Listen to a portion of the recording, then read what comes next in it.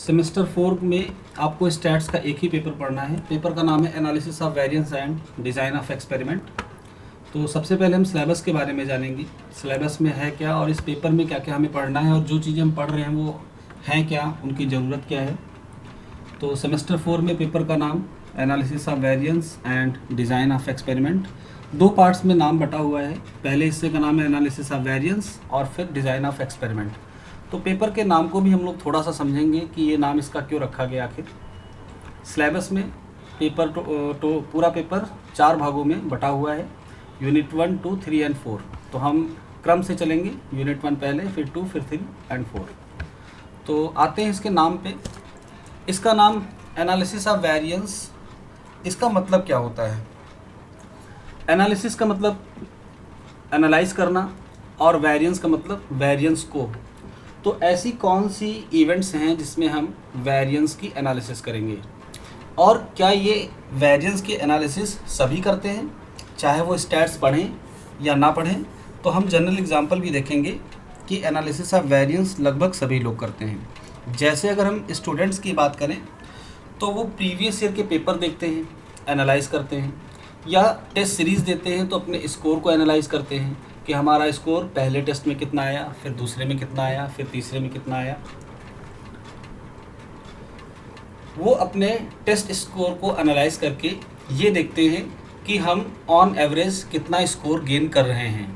अब on average score जो उस बच्चे ने गेन किया, अगर वो कट ऑफ के ऊपर जा रहा है हर साल की, तो वो एग्ज़ाम क्वालिफाई करेगा, और अगर कट ऑफ के नीचे रह रहा है तो उसको और मेहनत करने की ज़रूरत है। ये तो स्टूडेंट ने अपना स्कोर एनालाइज किया। तो अब इस स्कोर में वेरिएंस का क्या रोल है? जैसे टेस्ट 1 का जो भी स्कोर आया, टेस्ट 2 का जो भी स्कोर आया, तो इसका मान लेते हैं मीन आया 50। अब अगर इस बच्चे का स्कोर पहले टेस्ट में 12 आया, दूसरे में 68 हो गया, तीसरे में 10 आया, चौथे में 50 आया, फिर 80 आया, इस तरह से इसके स्कोर आए।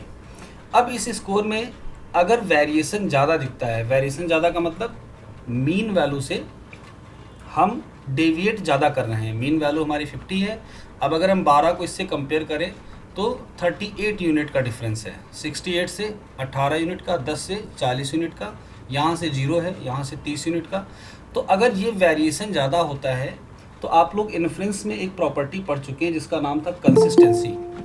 कंसिस्टेंसी प्रॉपर्टी का मतलब था कि हमारा जो भी स्टैटिस्टिक्स है वो पैरामीटर के क्लोज रहे। पैरामीटर के क्लोज होने पर उस स्टैटिस्टिक्स का यूज़ करते समय वेरिएंस कम होता है और हमारा एस्टिमेशन अच्छा होता है। तो ये जो वेरिएशन है ये एक्चुअल में इफ़ेक्ट क्या डालेगा? ये इफ़ेक्ट ये डालेगा कि बच्चे को खुद पे भरोसा नहीं हो पाएगा कि वो एग्ज़ाम बीट कर पाएगा या नहीं, क्योंकि उसके स्कोर में वेरिएशन ज़्यादा है। लेकिन अगर हम किसी दूसरे बच्चे का स्कोर देखें, हमेशा 50 से ज़्यादा आ रहा है, उसका स्कोर इस तरह से 62, 64, 52, 80, 78, 68, 58, तो इसके स्कोर का अगर हम मीन वैल्यू निकालें तो समथिंग 65 या 70 के आसपास आएगा, और बाकी वैल्यूज़ का अगर हम इससे डिफरेंस लें तो वो डिफरेंस बहुत ही माइनर रहेगा, यानी इसकी अपेक्षा में इस वाले का मीन वैल्यू से डिफरेंस बहुत ही कम रहेगा। अच्छा, आप सभी लोगों को वेरिएंस के बारे में सारी चीज़ें क्लियर हैं? क्योंकि जब हम एनालिसिस ऑफ वेरिएंस पढ़ने जा रहे हैं तो हमें वेरिएंस अच्छे से पता होना चाहिए। तो जिसको पता है ठीक है, जिसको नहीं पता है उसके लिए मैं पहले आपको वेरिएंस एक्सप्लेन कर दूं कि वेरिएंस होता क्या है। वेरिएंस का सिंबल, एक तो हम किसी वेरिएबल का अगर वेरिएंस निकालते हैं तो हम उसको वेरिएंस ऑफ एक्स लिखते हैं, या फिर हम उसको सिग्मा स्क्वायर से डिनोट करते हैं, या फिर हम इसे सिग्मा एक्स स्क्वायर भी लिख सकते हैं अगर वो एक्स सीरीज़ का वेरिएंस है। तो वेरिएंस को निकालने का जो फार्मूला होता है वो होता क्या है? हम हर ऑब्जर्वेशन से मीन वैल्यू को घटाते हैं, देखते हैं कि मीन वैल्यू से कितनी दूरी पर है, और ये जो डिस्टेंस होती है ये प्लस में भी आती है और माइनस में भी आती है। अगर ये x I means x1, x2 dot dot xn, ये n ऑब्जर्वेशन हैं। मान लो ये n टेस्ट में बच्चों के नंबर हैं, तो पहली वैल्यू से जब मैंने मीन का डिफरेंस लिया तो पहली वैल्यू अगर मीन से छोटी होगी तो ये डिफरेंस नेगेटिव आएगा, अगर पहली वैल्यू मीन से बड़ी होगी तो डिफरेंस पॉजिटिव आएगा। यानी ये पॉजिटिव और निगेटिव दोनों में आते हैं। और आपने एक चीज़ पढ़ रखी है कि अगर हम इसको ऐड कर लें, कोई बताएगा कितना वैल्यू आएगी? यानी अगर जीरो। इसको हम लोग बोलते हैं the algebraic sum about mean,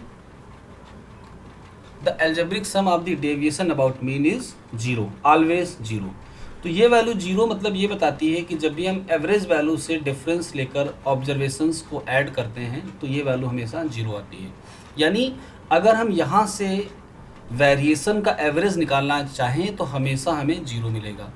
तो इससे बचने के लिए क्या किया गया, इस वैल्यू का स्क्वायर कर दिया गया। स्क्वायर करने से सारी वैल्यूज़ प्लस में कन्वर्ट हो गई, फिर इसको ऐड कर लिया गया। तो ये वेरिएशन का स्क्वायर था और इसे जोड़ा गया तो हमें मिल गया टोटल वेरिएशन। तो इस टर्म को एक नाम दे देते हैं टोटल सम ऑफ स्क्वायर। आगे चलकर ये नाम बहुत ही ज़्यादा प्रचलित होगा और आपको इसका मतलब पता होना चाहिए कि ये टोटल सम ऑफ स्क्वायर होता है।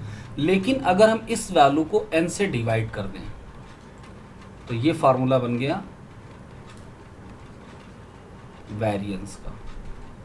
वेरिएंस ऑफ एक्स कह लो या सिग्मा स्क्वायर कह लो या सिग्मा एक्स स्क्वायर कह लो। तो वेरिएंस का फार्मूला आप लोगों ने फील किया कि होता क्या है, यानी कि जब भी हम ऑब्जर्वेशन से मीन वैल्यू को घटाते हैं और स्क्वायर करके जितने भी ऑब्जर्वेशन से सबको ऐड कर लेते हैं फिर एवरेज लेते हैं तो ये कहलाता है वेरिएंस। तो अब वेरिएंस को बाद में रूट लेकर एक और नाम दिया गया स्टैंडर्ड डेविएशन। ऐसा क्यों किया गया? ऐसा इसलिए किया गया क्योंकि हमने अभी अभी सारी वैल्यूज़ को स्क्वायर किया था। स्क्वायर करने से वैल्यूज़ बड़ी हो गई और मान लो किसी का वेरिएंस 25 आया तो ये 25 हमको ये नहीं बताएगा कि हर एक ऑब्जर्वेशंस मीन वैल्यू से ऑन एवरेज 25 डिस्टेंस की यूनिट पर है, क्योंकि यहाँ पर वैल्यूज़ का स्क्वायर किया गया है। तो इस ड्रॉबैक को या इस कमी को दूर करने के लिए हम इस वेरिएंस का ले लेते हैं अंडर रूट, और अंडर रूट लेते ही जो स्क्वायर किया गया था वो इफेक्ट रिड्यूस हो जाता है। और अब जो डेविएशन आता है इस डेविएशन को हम कहते हैं स्टैंडर्ड, यानी ये डेविएशन सबसे ज़्यादा अच्छा होता है 5। तो 5 हमको क्या बताता है, ऑन एवरेज हर एक वैल्यू, इनमें से हर एक वैल्यू मीन से 5 यूनिट की दूरी पर है, यानी हमारा वेरिएशन 5 है। तो अगर किसी का वेरिएशन 2 है तो हम क्या मानेंगे कि इस वाले का स्कोर मीन वैल्यू के ज़्यादा पास है, यानी कि वेरिएंस कम है। सभी को ये बात क्लियर हो गई? वेरिएंस सभी को समझ में आ गया? चलिए, आप लोगों में से कुछ के जवाब आने चाहिए और अगर कहीं कोई डाउट हो तो आप पूछ सकते हैं।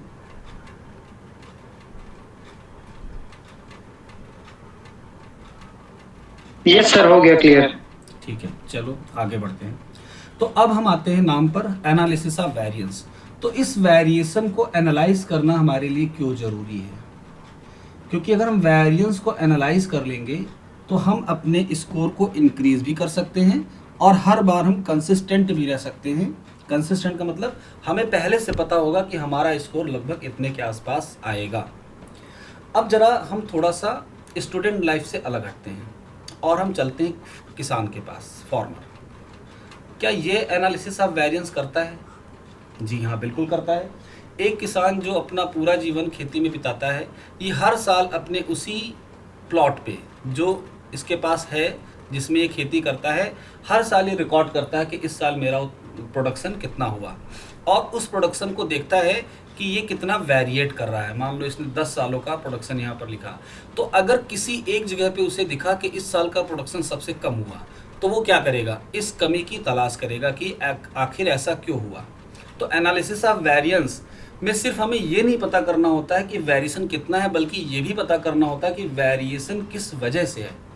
तभी हम इसको कहते हैं एनालिसिस ऑफ वेरिएंस। यानी वेरिएंस को जब हम एनालाइज करने लगें कि आखिर ये वेरिएशन आ क्यों रहा है, हम उसके रीजन्स जानने लगें, तो हम इसको कहते हैं एनालिसिस ऑफ वेरिएंस। तो अगर ये इसके रीज़न को जान पाएगा तो क्या करेगा, इसको दूर करने की कोशिश करेगा, और अगर इसने वेरिएशन को दूर किया तो वो अपने प्रोडक्शन को बढ़ा सकता है हर साल। और इस तरह के बहुत सारे रीज़न होते हैं जिनकी वजह से फसल पे फ़र्क पड़ता है, यानी कि उसकी क्रॉप जो होती है, टोटल यील्ड जो होती है वो रिड्यूस होती है। तो ऐसे रीजंस को तलाश करके उनको दूर करता है तो उसका प्रोडक्शन बढ़ जाता है। और इस समय उसने क्या किया, एनालिसिस ऑफ वेरिएंस किया। अब अगर वो ये रिकॉर्ड ही ना रखता तो इस साल जितनी फसल आती पिछले से कंपेयर नहीं कर पाता और मान लेता कि इस साल हमको इतनी ही प्रोडक्शन, इतना ही हमको मिलना था। लेकिन पिछला वाला उसके पास रिकॉर्ड है, आगे का भी वो रिकॉर्ड रखेगा और इस तरह से वो पिछले डेटा को आगे डेटा को मैच करके ये जान जाएगा कि हाँ वेरिएशन हो रहा है। यानी वेरिएशन को कैलकुलेट करने के लिए हमारे पास डेटा की एक सीरीज होनी चाहिए। चलिए आगे बढ़ते हैं। तो ये तो क्लियर हो गया कि वेरिएशन का एनालिसिस करना ज़रूरी है। क्या हम इस वेरिएशन को ख़त्म नहीं कर सकते हैं? आप में से कुछ लोगों के जवाब मुझे मिलने चाहिए। क्या हम इस वेरिएशन को हटा नहीं सकते हैं? जैसे कम कर सकते हैं, हटा नहीं सकते हैं। क्यों? क्योंकि वेरिएशन नेचर में प्रेजेंट है और जो चीज़ नेचर में प्रेजेंट है हम उसे नहीं हटा सकते। कैसे नेचर में प्रेजेंट है?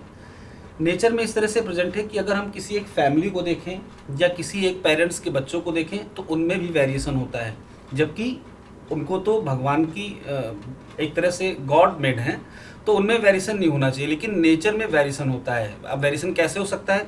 कलर में वेरिएशन हो सकता है, उनकी हाइट में वेरिएशन हो सकता है, उनके वेट में वेरिएशन हो सकता है, हर तरह से उनकी बनावट में वेरिएशन हो सकता है।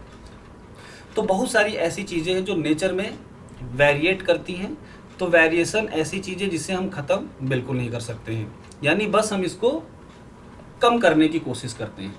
अब हम आते हैं वेरिएशन के होने के कारण क्या हैं। तो स्टैटिस्टिक्स में वेरिएशन के लिए मेनली दो रीज़न बताए गए हैं। एक को कहा गया चांस काजेस, इनके और भी नाम हैं, हम आगे चलकर इनके नामों को देखेंगे। और एक को कहा गया असाइनेबल कॉजेस। अब चांस कॉजेज और असाइनेबल कॉजेज में डिफरेंस क्या है? चांस को हम रैंडम भी कहते हैं। अब अगर हम एग्रीकल्चर वाला एग्जांपल लें तो चांस कॉजेज और असाइनेबल कॉजेज क्या है? मान लो एक किसान अपने खेत में किसी एक फसल को बो रहा है और बोते समय वो पूरे अपने प्लॉट में जो सीड्स हैं, सीड्स को जो इम्प्लाई किया जा रहा है उसको बराबर तरीके से ना कर पाए। तो ऐसा हो सकता हो कि किसी हिस्से पर उसने सीड्स ज़्यादा प्लांट कर दिए और किसी हिस्से पे कम कर दिए, तो इस वजह से इनके बीच में बराबर दूरी नहीं रही और टोटल क्रॉप पे इफ़ेक्ट पड़ा। खाद डालते समय अगर ऐसा हो रहा है तो फ़र्क पड़ जाएगा।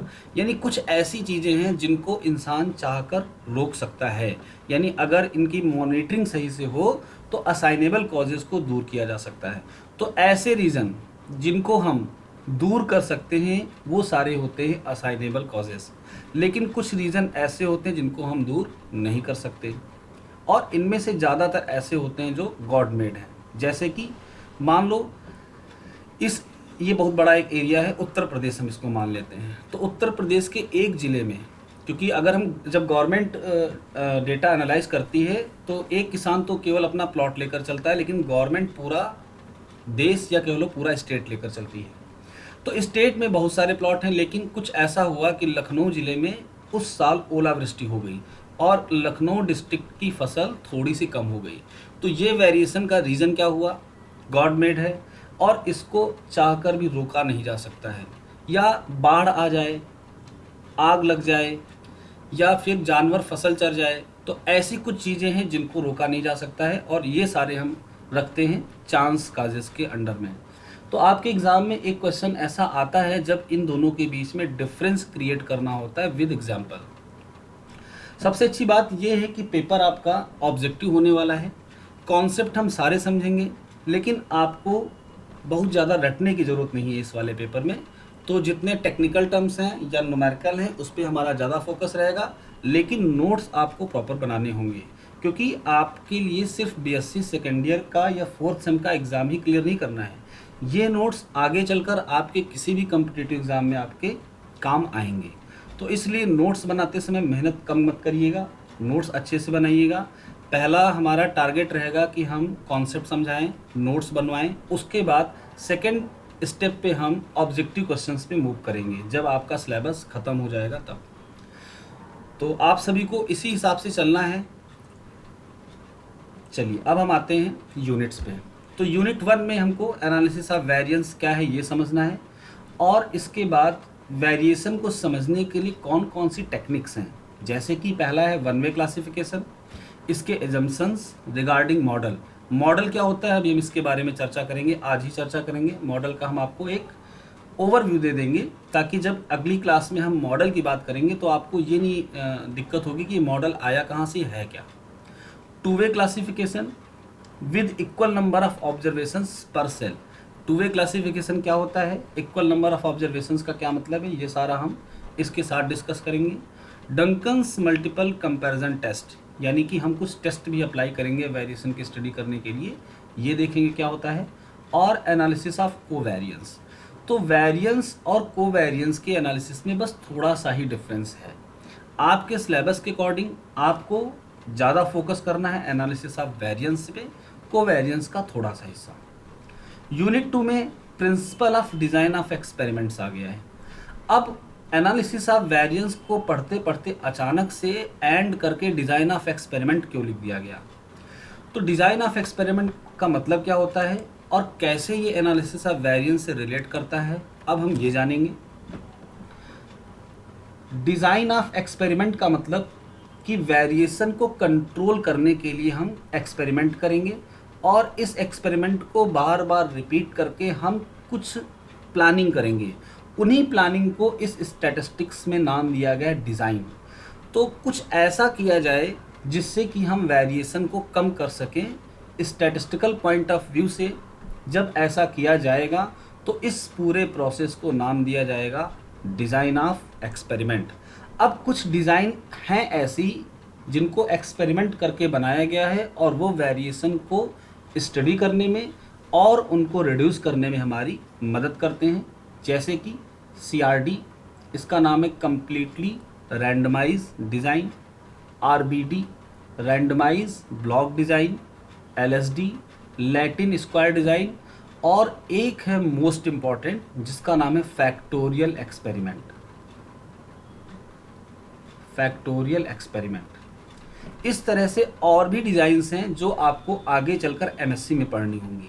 BSc में कुछ ही हैं जो बेस है, लेकिन BSc का बेस ही आगे चलकर MSc में आपके काम आएगा। अगर BSc में आपको डिज़ाइन ऑफ एक्सपेरिमेंट या एनालिसिस ऑफ वेरिएंस समझ में नहीं आया तो MSc वाला तो आने से रहा। तो MSc की कुछ हैं जिनका नाम मैं यहाँ लिख सकता हूँ। BIBD, इसको कहते हैं balance incomplete block design. IBD incomplete block design. इस तरह से और भी सारी डिज़ाइन है जिन्हें हम MSc में जाकर पढ़ेंगे। तो BSc में हमारा फोकस इन्हीं पे रहेगा। ये डिज़ाइन क्या होती हैं, इनमें ऐसा क्या किया गया जिससे वेरिएशन रिड्यूस हुआ या हमने उसे एस्टिमेट किया। तो अब आपके पेपर का नाम पूरा हुआ, analysis of variance and design of experiment. चलिए सिलेबस में थोड़ा सा आगे हम और बढ़ते हैं। इसके बाद है randomization, replication and local control. ये 3 टेक्निक ऐसी हैं जो मोस्ट इंपॉर्टेंट हैं। सबसे पहले था principal of design of experiment, यानी जब भी हम डिज़ाइन ऑफ एक्सपेरिमेंट लगाएंगे तो कुछ चीज़ों को एज्यूम करके चलेंगे और कुछ नियम बनाकर चलेंगे जिन्हें हम कहते हैं डिज़ाइन ऑफ एक्सपेरिमेंट के सिद्धांत या प्रिंसिपल्स, जिनके नाम है randomization, replication and local control. यानी ये 3 प्रिंसिपल हैं डिज़ाइन ऑफ एक्सपेरिमेंट के जो मोस्ट इंपॉर्टेंट हैं और इन्हीं की मदद से हम एरर को कंट्रोल करते हैं या वेरिएशन को कम करते हैं। Choice of size and type of a plot using uniformity trials, यानी हम कितने साइज का प्लॉट लें, कितने प्लॉट लें। एक जैसा यूनिफॉर्मिटी ट्रायल क्या होता है इसकी चर्चा हम आगे करेंगे। एक जैसा ट्रायल लगाते हैं वेरिएंस को जानने के लिए। जैसे हमको एक क्लास में बच्चों के नंबर में वेरिएशन अगर जानना है तो हम उनको एक साथ पढ़ाएंगे, यानी ट्रायल एक जैसा लगाया, फिर टेस्ट लेंगे और तब हमें पता चलेगा कि इनमें स्कोर में कितना वेरिएशन है। CRD completely randomise design, randomise block design, इसको हम RBD कहते हैं। फिर है concept and definition of efficiency of design, यानी CRD और RBD को अगर हम कंपेयर करें तो इनमें से कौन सी डिज़ाइन ज़्यादा अच्छी है या किसकी एफिशिएंसी ज़्यादा है। एफिशिएंसी ज़्यादा होने का मतलब वेरिएंस का कम होना। फिर कंपैरिजन भी करना है इनके बीच की एफिशिएंसी को। नेक्स्ट यूनिट में हमारी अगली डिज़ाइन है जिसका नाम है लैटिन स्क्वायर डिज़ाइन। लेआउट का मतलब होता है कि इस डिज़ाइन में हमें करना क्या है। ANOVA table, most important terms.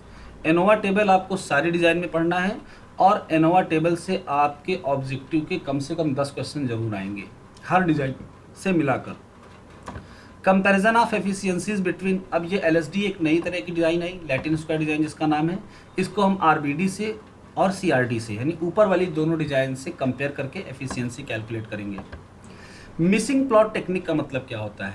Missing plot technique ये है कि जब भी हम कभी कोई डिज़ाइन अप्लाई करते हैं एनालिसिस के लिए और उसमें कोई डेटा मिसिंग होता है तो हम उसे कैसे एस्टीमेट करते हैं, ये सारा कुछ हम पढ़ेंगे मिसिंग प्लॉट टेक्निक में। कैसे एस्टीमेट करेंगे मिसिंग को, और अगर एक वैल्यू मिसिंग है तो क्या करेंगे, दो मिसिंग है तो क्या करेंगे। यहाँ पर लिखा भी है 1 और 2 मिसिंग ऑब्जर्वेशंस, आप सबको दिख रहा है? Yes, 1 और 2 मिसिंग ऑब्जर्वेशंस। RBD में अगर मिस है तो क्या करेंगे, लैटिन स्क्वायर डिजाइन में मिस है तो क्या करेंगे, ये सारा कुछ हम पढ़ेंगे यूनिट 3 में। Unit 4 most important factorial experiment, ये आगे चलकर आपके बहुत काम आने वाला है। और फैक्टोरियल एक्सपेरिमेंट में सेमेस्टर 3 या 4 में पूरा का पूरा एक पेपर है डिजाइन का, और यहाँ पर है उसका बेस। तो अगर यहाँ का बेस आपको अच्छे से क्लियर है तो MSc में आपको इसको पढ़ने में और मजा आएगी। General description of factorial experiment, description मतलब कैसे हम इसको डिफाइन करते हैं, कैसे डिनोट करते हैं, ये है इसके नोटेशंस, इनका मतलब हम आगे चलकर समझाएंगे। Definition of main effect and interaction, interaction क्या होता है, मेन इफेक्ट क्या होते हैं, 2 की पावर 2, 2 की पावर 3 फैक्टोरियल एक्सपेरिमेंट का मतलब क्या होता है। Preparation of ANOVA by Yates procedure, Yates के द्वारा फैक्टोरियल एक्सपेरिमेंट में एनोवा को तैयार करने का एक आसान तरीका होता है, ये अलग से पढ़ना है आपको। Estimates and test for main and interaction effect, इनके एस्टीमेट्स पर हम टेस्ट कैसे अप्लाई करेंगे, चाहे वो मेन इफेक्ट के हों चाहे वो इंटरेक्शन इफेक्ट के हों। अब यहाँ पर एक लाइन लिखी हुई है एनालिसिस विदाउट कन्फाउंडिंग। कन्फाउंडिंग के बारे में हम आपको इंट्रोडक्शन जरूर देंगे। कन्फाउंडिंग आपको पढ़नी है MSc में, यहाँ पर इसीलिए लिखा हुआ है विदाउट कन्फाउंडिंग, लेकिन हम आपको आइडिया जरूर दे देंगे कि कन्फाउंडिंग होती क्या है। इस पूरे सिलेबस में एक टर्म जिसका नाम नहीं आया है और वो पूरी डिज़ाइन के लिए मोस्ट इम्पॉर्टेंट है, इसका नाम है कंट्रास्ट। आप में से कोई जानता है कंट्रास्ट क्या है?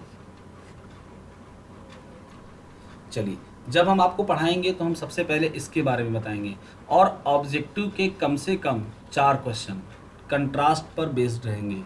बिना कंट्रास्ट के डिज़ाइन की परिकल्पना ही नहीं की जा सकती है, यानी डिज़ाइन में कंट्रास्ट का बहुत ही ज़्यादा रोल है, और इस पूरे सिलेबस में इसका नाम कहीं नहीं आया है, लेकिन ये आपके लिए मोस्ट इम्पॉर्टेंट है और हम आपको कंट्रास्ट को अच्छे से पढ़ाएंगे।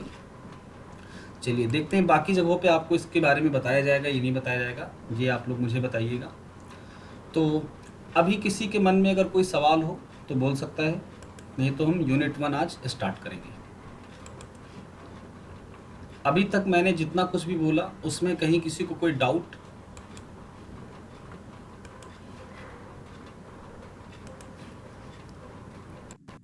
चलिए स्टार्ट करते हैं आज हम यूनिट 1। तो यूनिट 1 में एनालिसिस ऑफ वेरिएंस को सबसे पहले हम समझते हैं ये है क्या, और कैसे वेरिएंस को एक्सप्लेन करने के लिए 2 फैक्टर या 2 कंपोनेंट बनाए गए हैं। The total variance present in a set of observations can be partitioned into number of components, यानी किसी भी ऑब्जर्वेशंस में जो टोटल वेरिएशन प्रेजेंट होता है उसे हम कई भागों में बांट सकते हैं। कैसे, चलिए थोड़ा सा समझते हैं फिर आगे बढ़ते हैं। तो आपको मैं एक एग्जांपल के थ्रू समझाता हूँ कि किसी भी जो डेटा का सेट है उसमें टोटल वेरिएशन को हम कैसे डिफरेंट फैक्टर्स में डिवाइड कर सकते हैं। तो यहाँ पर हम 3 स्कूल ले रहे हैं, इंटर कॉलेज के 3 स्कूल ले रहे हैं। पहले वाले को हम नाम दे रहे हैं जयपुरिया, दूसरे वाले को नाम दे रहे हैं CMS, और तीसरे वाले को नाम दे रहे हैं प्राइमरी स्कूल। प्राइमरी स्कूल तो सभी लोग जानते होंगे। आप में से कौन है जो प्राइमरी स्कूल का पढ़ा हुआ है कोई? चलिए ठीक है, आगे बढ़ते हैं। तो जयपुरिया, CMS और प्राइमरी स्कूल के कुछ बच्चों को लेकर एक टेस्ट कंडक्ट किया गया, ये जानने के लिए कि इनका IQ लेवल कैसा है। मान लेते हैं हमने सब में से 10-10 बच्चों को लिया। तो अब हम जब इनके स्कोर्स को नोट डाउन करेंगे तो हमें दिखेगा कि इनके स्कोर में वेरिएशन है। जयपुरिया के बच्चों का स्कोर कुछ और होगा, CMS के बच्चों का स्कोर कुछ और होगा, और प्राइमरी बच्चों का स्कोर कुछ और होगा। इनकी मीन वैल्यू को अगर हम कंपेयर करें तो भी हमें कुछ ना कुछ अंतर जरूर दिखेगा। तो यहाँ पर जब इनके बीच में हमें डिफरेंस दिखा, तब हम जानने की कोशिश करेंगे कि ये डिफरेंस आखिर क्यों आया। तो डिफरेंस के लिए आप लोग सीधे सीधे बोल सकते हैं कि ये डिफरेंस आया डिफरेंट स्कूल की वजह से। यानी हर स्कूल में पढ़ाने का एक अपना तरीका होता है, तो हर स्कूल ने अपनी टेक्निक से पढ़ाया बच्चों को, और जब उनका टेस्ट लिया गया तो इनके स्कोर्स में डिफरेंस आया। यानी हमने यहाँ पर एक फैक्टर जान लिया वेरिएशन का, कि स्कूल एक फैक्टर है जिसकी वजह से बच्चों के स्कोर में डिफरेंस आ रहा है। क्या सभी लोग मेरी इस बात से सहमत हो कि स्कूल फ़र्क डालता है बच्चों के स्कोर पे, पर्सनालिटी डेवलपमेंट पे? Yes sir, yes sir, yes sir. Yes sir. तो एक फैक्टर हमने यहाँ पर आपको दिखाया कि स्कूल की वजह से डिफरेंस आ रहा है। लेकिन अब अगला सवाल ये उठ रहा है, क्या जयपुरिया स्कूल के जितने बच्चे हैं इनका स्कोर सेम है? तो रिजल्ट यही आएगा कि नो, कभी भी ऐसा नहीं हो सकता कि सारे बच्चों का स्कोर एक जैसा हो जाए। तो अभी अभी हमने कहा कि स्कूल फ़र्क डालता है स्कोर्स पे, लेकिन ये सारे बच्चे तो एक ही स्कूल के थे और इनको पढ़ाने का तरीका भी एक ही लिया गया होगा। तो फिर ऐसा क्यों हुआ कि इनके स्कोर्स में डिफरेंस आया? तो ये है वेरिएशन का दूसरा फैक्टर।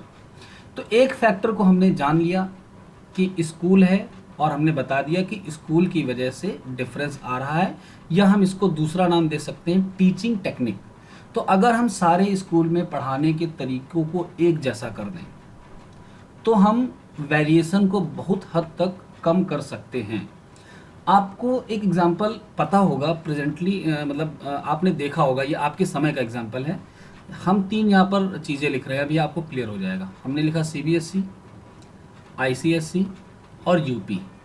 ये तीन अलग अलग बोर्ड हैं जो 12th और 10th की पढ़ाई करवाते हैं।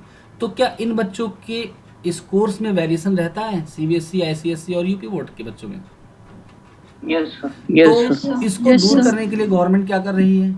इन तीनों के सिलेबस को सेम कर रही है। आपको नहीं पता होगा, मेरे समय में यूपी बोर्ड के बच्चों को मैथ की टोटल 6 किताबें पढ़नी पड़ती थी और पेपर होते थे 3, और 2-2 किताबों का एक पेपर बनता था। इन 6 किताबों के नाम थे algebra, trigonometry, coordinate geometry, dynamic statistic, और एक बुक और थी।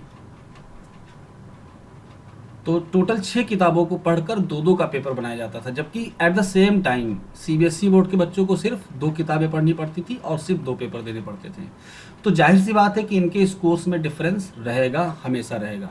तो इसको दूर करने के लिए इन तीनों के सिलेबस को लगभग एक जैसा किया जा रहा है, ताकि बच्चों में वेरिएशन ना रहे स्कोर का।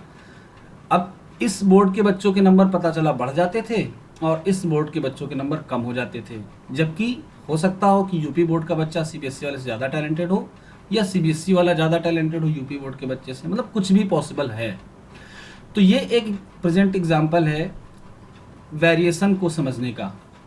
तो अब हम आते हैं वापस अपने वाले एग्जांपल पे।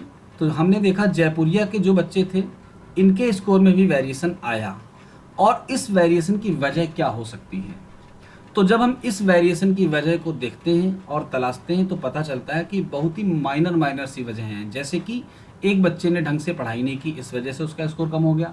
किसी एक बच्चे के घर में उसकी सिस्टर की शादी थी और वो ज़्यादा ध्यान पढ़ाई पे नहीं दे पाया, इस वजह से उसका स्कोर कम हो गया। किसी एक बच्चे की तबीयत बिगड़ गई, इस वजह से उसका स्कोर कम हो गया। यानी बहुत सारे ऐसे रीज़न हैं जिनको हम कंट्रोल नहीं कर सकते। तो यहाँ पर वेरिएशन के लिए एक फैक्टर रिस्पॉन्सिबल था स्कूल, दूसरा फैक्टर जो है उसको हम रैंडम एरर कहते हैं, या रैंडम कॉज कहते हैं, या चांस कॉज कहते हैं। और इस फैक्टर को हम सभी जगह पर पाएंगे, इसको हम कभी भी ख़त्म नहीं कर सकते हैं। तो ये फैक्टर एक ऐसा फैक्टर है जिसको हम मेन फैक्टर नहीं मानते हैं। मेन फैक्टर यहाँ पर कौन है? स्कूल। तो जब भी किसी सेट ऑफ ऑब्जर्वेशंस में सिर्फ एक ही फैक्टर रिस्पॉन्सिबल होगा डेटा में वेरिएशन लाने के लिए, तो ऐसी सिचुएशन में हम इसको नाम देते हैं वन वे क्लासिफिकेशन। यानी कि केवल एक ही फैक्टर था जिसकी वजह से वेरिएशन आ रहा था। अब हम आते हैं टू वे क्लासिफिकेशन पे। टू वे कैसे हम समझ पाएंगे? सेम एग्जांपल हम लेंगे। हमने फिर 3 स्कूल ले लिए हैं और इनके नाम सेम है, जयपुरिया CMS और प्राइमरी स्कूल। लेकिन अब की बार हमने कहा कि इस स्कूल के कुछ बच्चे एक किसी कोचिंग में पढ़ते थे, इस स्कूल के भी कुछ बच्चे कोचिंग में पढ़ते थे, तो हमने यहाँ पर इन्हीं बच्चों को डिस्ट्रीब्यूट कर दिया 3 अलग अलग कोचिंग्स में। अब स्कूल की वजह से स्कोर पे जो फ़र्क पड़ रहा था वो तो अब भी पड़ेगा, लेकिन अगर ये बच्चे स्कूल के अलावा कहीं और भी पढ़ाई कर रहे हैं तो यहाँ पर पढ़ाए गए तरीक़ों का भी इफ़ेक्ट तो इनके स्कोर पर पड़ेगा। यानी यहाँ पर वेरिएशन को लाने के लिए एक और फैक्टर आ गया जिसका नाम हम रख सकते हैं कोचिंग या ट्यूशन कह लो। आप सबने देखा होगा जिनके बच्चे कमज़ोर होते हैं वो क्या करते हैं, होम ट्यूटर लगवा लेते हैं और उसकी वजह से उनके स्कोर पे इफेक्ट पड़ता है बाद में। तो एक फैक्टर साथ ही साथ और चल रहा है स्कूल के अलावा, कोचिंग। और जब कभी हमारे सेट ऑफ ऑब्जर्वेशंस पे या डेटा पे 2 फैक्टर का इफेक्ट साथ साथ पड़ने लगे तो ऐसी सिचुएशन में हम इसको क्या नाम देते हैं, 2 वे क्लासिफिकेशन। सभी को क्लियर? अब एग्रीकल्चर वाले एग्जाम्पल पे आप इसको और अच्छे से समझ सकते हैं। एग्रीकल्चर वाले एग्जाम्पल पे आप देखिए फैक्टर क्या क्या हो सकते हैं। हमने पहला फैक्टर ले लिया इरिगेशन। सभी लोग इरिगेशन का मतलब समझ गए, क्या होता है बताओ? कौन बताएगा इरिगेशन का मतलब? सिंचाई। यानी कि खेतों में फसल बोने के लिए सबसे ज़्यादा जरूरी फैक्टर है पानी। तो अगर सभी में सिंचाई अच्छे से हुई है तो फसल अच्छी होगी, अगर कहीं कोई कमी रह गई, पानी कम पड़ा है तो भी नुकसान करता है और ज़्यादा पड़ जाए तो भी नुकसान करता है। तो ये एक ऐसा फैक्टर है जो हमारे आउटपुट पे इफ़ेक्ट डालेगा। दूसरा है क्वालिटी ऑफ सीड्स। सभी को पता है कि कोई भी फसल हो उसकी डिफरेंट वैरायटीज़ आती हैं, जैसे कि हाइब्रिड, नॉर्मल और भी बहुत सारी। तो जो लोग थोड़ा सा इससे टच में रहते होंगे वो जानते होंगे। गेहूं की बहुत सारी वैरायटी आती हैं, वीट की, राइस की, गन्ने की। तीसरे फैक्टर पे आते हैं मैन्योर, खादें। यानी हम कौन सी खाद यूज़ कर रहे हैं, कितनी मात्रा में यूज़ कर रहे हैं, सही तरीके से यूज़ कर रहे हैं, ये भी इफ़ेक्ट डालेगा। तो अगर एक साथ हम तीनों की स्टडी करें तो इसका नाम क्या पड़ जाएगा, 3 वे क्लासिफिकेशन। तो जैसे जैसे वेरिएशन के फैक्टर बढ़ते जाते हैं वैसे वैसे हमारी डिज़ाइन या हमारा एनोवा चेंज होता जाता है। तो हमारा मेन काम यही होता है कि टोटल डेटा पे जो वेरिएशन हो रहा है उसके लिए कौन कौन से फैक्टर रिस्पॉन्सिबल हैं इनकी तलाश करना। चलिए फिर से आते हैं। The total variation present in a set of observations can be partition into number of components. यानी टोटल वेरिएशन जो भी हमारे सेट ऑफ ऑब्जर्वेशंस में प्रेजेंट होगा उसको हम कई भागों में बांट सकते हैं। The systematic procedure of dividing total variation into components. यानी अगर कोई एक सिस्टमैटिक प्रोसीजर हम बनाएं जो इस वेरिएशन को डिवाइड कर दे कंपोनेंट्स में, is known as analysis of variance. From this method we can find the estimate for components. यानी इस मेथड से हम उन कंपोनेंट्स का जिनकी वजह से फर्क पड़ रहा है, इफेक्ट आ रहा है, एस्टिमेट भी कर सकते हैं कि कितना डाला गया तो कितना इफेक्ट आया of variance. And also perform certain test of hypothesis. और हम टेस्टिंग प्रोसीजर भी अप्लाई कर सकते हैं, हम इनको टेस्ट भी कर सकते हैं कि ये सही है या नहीं। टेस्टिंग में आपके वही टेस्ट काम आएंगे, टी टेस्ट, एफ टेस्ट और काई स्क्वायर टेस्ट। तो आपको मैंने एफ टेस्ट का एक एप्लीकेशन नहीं पढ़ाया था, इक्वालिटी ऑफ सेवरल मीन्स, और बताया था कि इसको डिज़ाइन ऑफ एक्सपेरिमेंट के पेपर में पढ़ाएंगे, यहाँ पर वो करवाया जाएगा। एग्जाम्पल में जो मैंने एग्जाम्पल आपको अभी करवाया स्कूल वाला वही सेम एग्जाम्पल है, तो ये आपको घर पे पढ़ना है एग्जाम्पल। अगर किसी को कहीं कोई चीज़ समझ में नहीं आती है, कुछ प्रॉब्लम होती है, तो वो अगली क्लास में मेरे से पूछ सकता है। चलिए एक बार हम रीडिंग कर लेते हैं। Suppose a random sample of students is selected from 3 different schools. यानी बच्चों का एक समूह 3 अलग अलग स्कूलों से लिया गया। An intelligent test is applied to the selected student. उन पे एक इंटेलिजेंस टेस्ट अप्लाई किया गया। The test scores are noted and total variance is calculated. Score note करके वेरिएंस कैलकुलेट किया गया by sum of squares of observations. अब variation को कैलकुलेट करने के 2 तरीके होते हैं। अभी अभी हमने आपको बताया कि अगर हम सिर्फ इतना पार्ट लें, summation xi minus X bar whole of square, तो हम इसको सम ऑफ स्क्वायर्स कहते हैं। लेकिन अगर हम इसको नंबर ऑफ ऑब्जर्वेशन से डिवाइड कर दें तो हम इसी को नाम देते हैं वेरिएंस। तो 2 अलग अलग टर्म्स हैं, आपको दोनों के बीच में डिफरेंस पता होना चाहिए ये सम ऑफ स्क्वायर कहलाता है, यानी स्क्वायर का सम, और ये कहलाता है एवरेज लेने के बाद वेरिएंस। तो हम वेरिएशन को चाहे इसमें लिखें चाहे इसमें लिखें, दोनों से हम इसको आसानी से समझ सकते हैं, क्योंकि अगर सम ऑफ स्क्वायर बड़ा आएगा तो डिवाइड करने पर एवरेज भी बड़ा ही आएगा। Sum of squares of observations of scores, यानी स्कोर्स का sum of square of observations हम कैलकुलेट कर लेंगे फ्रॉम द मीन स्कोर, और डेविएट किससे करेंगे, मीन स्कोर से। This total variance can be divided into two components. एक कौन सा होगा, variation in scores between the schools, यानी अलग अलग स्कूल के बच्चों के स्कोर्स में कितना वेरिएशन है, और variation in scores with in the school. Between और विद इन से आप लोग परिचित हैं, आपने सैम्पलिंग में से पढ़ रखा है, स्ट्रेटा के बीच में वेरिएशन और स्ट्रेटा के अंदर वेरिएशन। तो अंदर वाले को हम विद इन कहते हैं और बीच वाले को हम बिटवीन कहते हैं। Variation in scores between the schools can be controlled by human efforts, यानी अगर हम स्कूलों के बीच में देखें कि स्कोर में क्या वेरिएशन है तो हम उसको रोक सकते हैं। ह्यूमन एफर्ट्स मतलब हम लोग अपने तरीकों को बदलेंगे और वेरिएशन को कम करेंगे। But variation with in the schools is beyond the control of human hand, यानी हम ये आदमियों की कंट्रोल से बाहर है, चाह कर भी इसे कोई रोक नहीं सकता है। And is known as experimental error, इसको एक्सपेरिमेंटल एरर के नाम से जाना जाता है, चांस कॉजेज भी कहा जाता है। Thus only one factor, that is school, can be assigned in this example as source of variation। इस तरह से केवल एक ही फैक्टर जिसको हमने स्कूल कहा था उसी को हम बता पा रहे हैं कि यही वेरिएशन की असली वजह है। The different schools are known as different level of factors, यानी अलग अलग स्कूल को हम इस फैक्टर का अलग अलग लेवल कहेंगे। When we assign only one factor as cause of variation, जब कभी हम केवल एक ही फैक्टर को बताते हैं कि यही वेरिएशन की वजह है इन अ गिवन डेटा, किसी दिए हुए डेटा में, it is known as one way classification, तब हम इसे वन वे क्लासिफिकेशन का नाम देते हैं। Similarly when two factors can be assign as source of variation, और जब कभी दो फैक्टर्स को सोर्स ऑफ वेरिएशन की वजह बताया जाता है, it is two way classification and so on. और इसी तरीके से जितने फैक्टर बढ़ते जाते हैं हम उनके नाम को चेंज करते जाते हैं। अब ये वन वे क्लासिफिकेशन क्या है, इसकी टर्मिनोलॉजी क्या है, ये सारी चीज़ें हम कल की क्लास में करेंगे।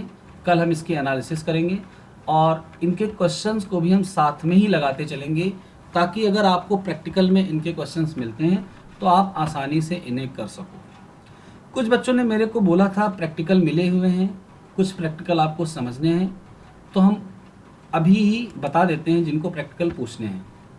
तो अपने अपने प्रॉब्लम पूछिए आप लोग जो भी हैं।